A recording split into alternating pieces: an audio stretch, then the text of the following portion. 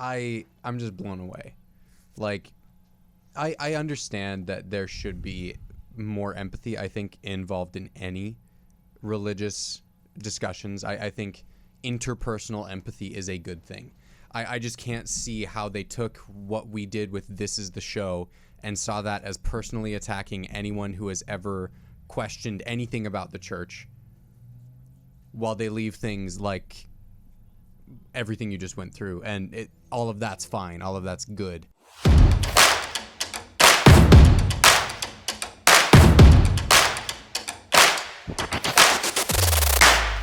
This one right here, to me, was... I literally had to keep myself from swearing and saying BS in long form. Okay. This one, I literally thought was sheer and unadulterated BS. Woo.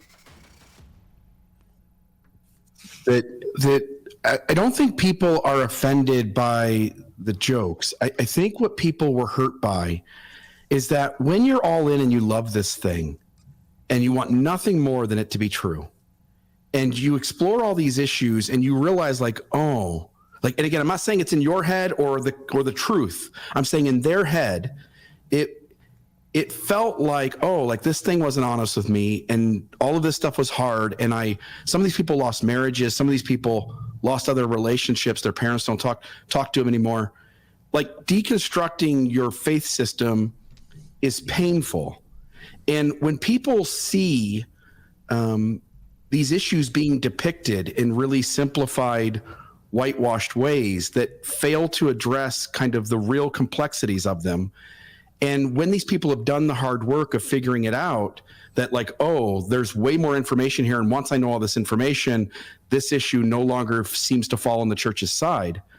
I think people want their emotional turmoil to have some validation.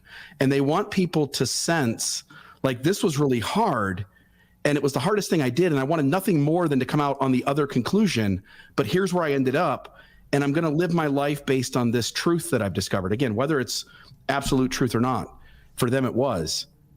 I think people want to sense that we're respecting how hard it is once you dive down the rabbit hole to continue believing, and again, some do it, but most don't. And I think that when we depict it like with all these jokes and sarcasm and snarkiness, you just only folks feel diminished when that happens. Does that make sense? Okay, now I'm going to play one more second of what he says. Just one more second of what he says. Yeah, and you know, my answer is going to be a little bit cold or harsh, but it's kind of like, all right, well, that's kind of how it is. You know what I mean? I don't. Okay, so look, he just totally chastises Kwaku, saying, oh, no, I don't. And he talks about demanding respect over these relationships that have been broken, the anguish these people have gone through. Oh, you should recognize that this was hard. And then demanding respect. This is from the same group of people, the same exact podcasters. Actually, I won't even conflate ex-Mormonism with ex-Mormon. I have never seen either one of the gentlemen on this stream condemn all of the ex-Mormon subredditors who take sacred ceremonial garments out and go and rap to them in the streets behind their houses.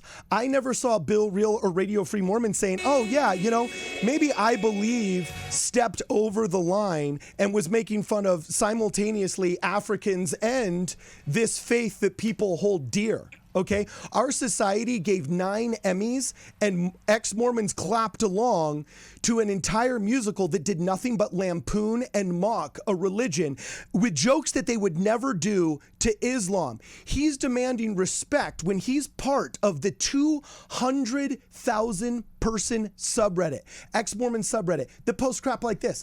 I need your most offensive Mormon memes. Look on this thread, and there's not a single rejection from any one of these ex-Mormon podcasters, okay? They literally have still, all right, nice, awesome, pats on the backs to New Name Noah and the other podcasters that thought that it was okay to send a porn star into the Salt Lake City temple with temple recommends that were falsified or purchased online. Trying to sneak a porn star into a temple to film a lesbian sex scene, and I'm like, you say that like there's something wrong with it. This is the same podcast, okay? The same group of people that didn't see why having our friend here, Christy Stevens, star of films, as prestigious as strippers from another world. All right, you know what I'm saying? Why having her go into a temple that a billion boomers think is a sacred space. You say that like there's something wrong with it. Might be a little bit disrespectful. And then they say, this has been really hard for us. Relationships have been destroyed. This is coming from the same group of people that herald Jeremy Runnels and his entire section of, literally volumes and pages of the CES letter Foundation's website dedicating to themselves to nothing but a smear. I mean, these are the people that say John Dehlin is getting fair gamed. We literally did none of this. We're going to go over this, though, by the way, because this stuff is really funny, you know? But how on earth can Bill Reel claim that he deserves more respect when I've never seen Radio Free Mormon denounce or condemn any of these actions? You say that like there's something wrong with it. I've never seen Radio Free Mormon denounce or condemn Christy Stevens and New Name Noah going into the temple to film a lesbian pornographic scene in a sacred space. You say that like there's something wrong with it.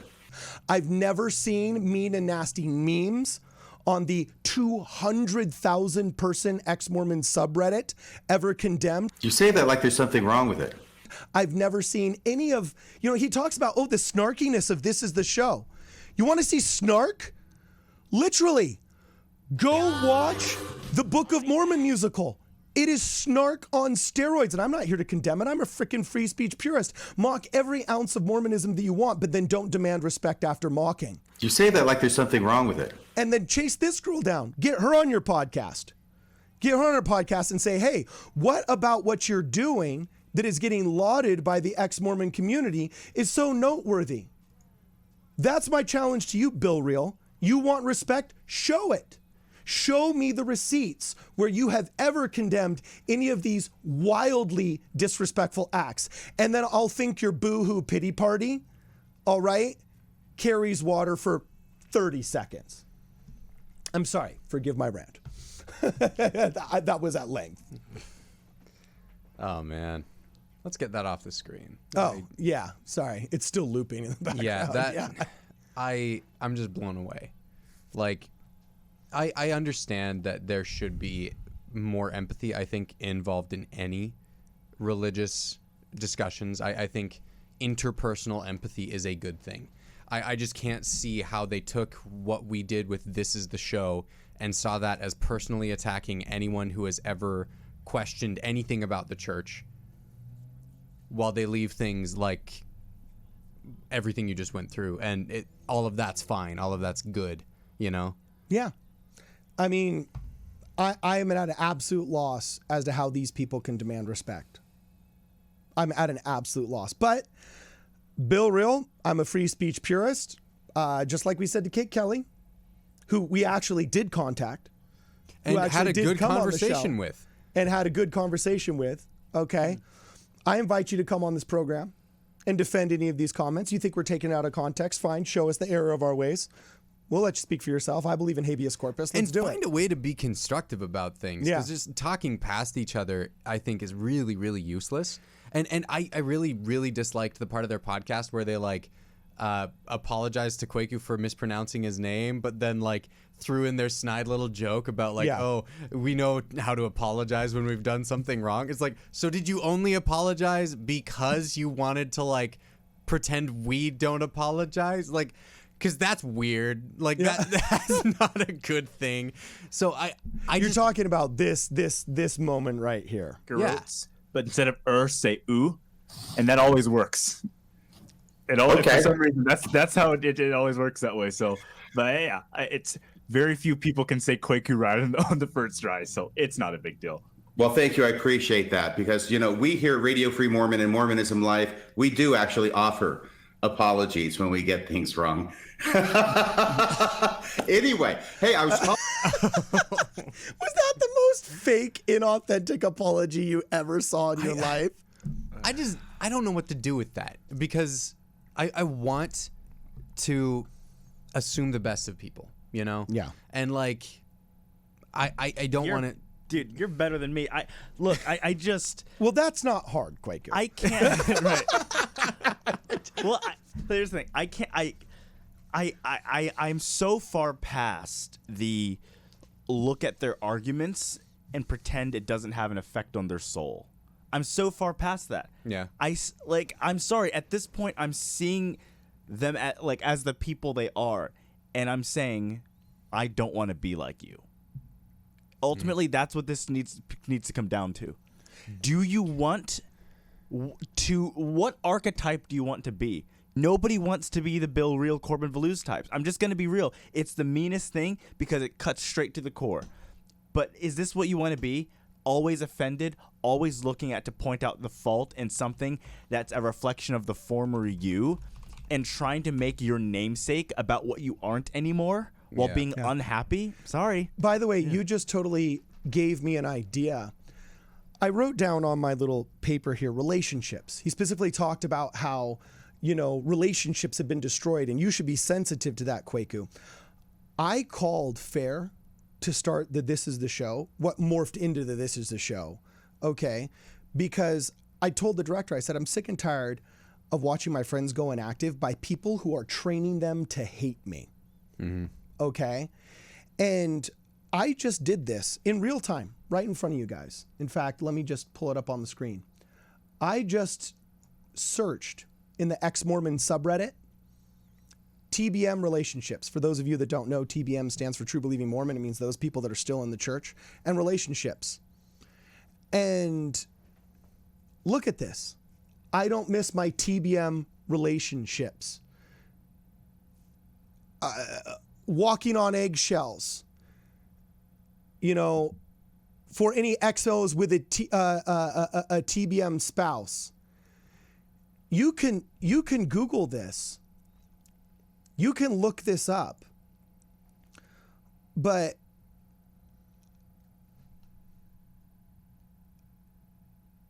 I have never seen more people trained to hate others than by these Gen Xer and Boomer ex-Mormon podcasters.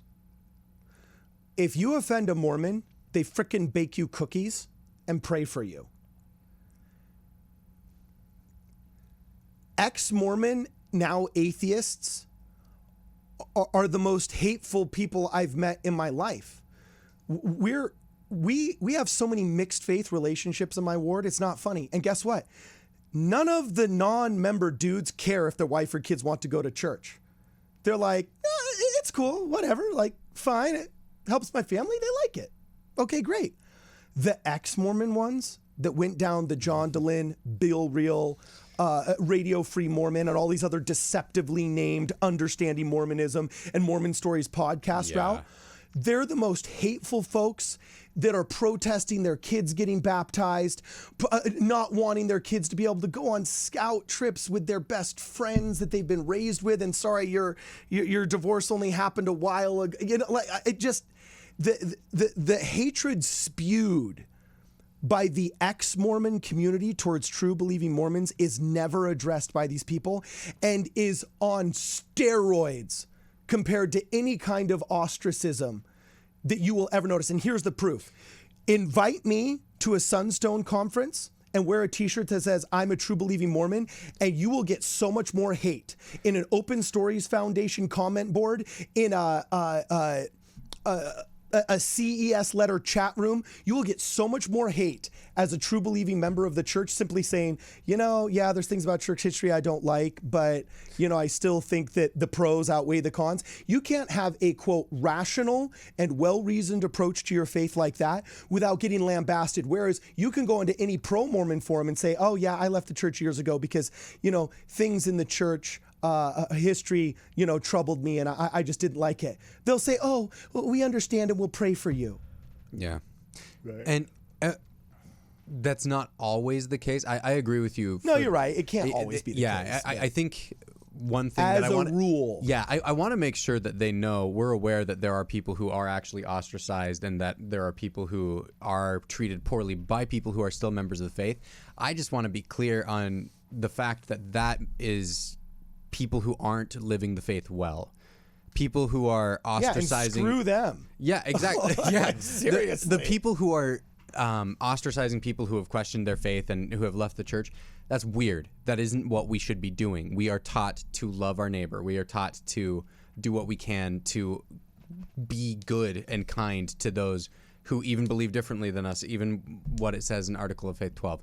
So I think it's really important that we recognize, there are people who are ostracized, but it's not the church teaching people to ostracize people. That's the cul-de-sac suburbanism sort of stuff that Kwaku was actually trying to talk about on this podcast that they kept just ignoring. And also, I think it's time to stop.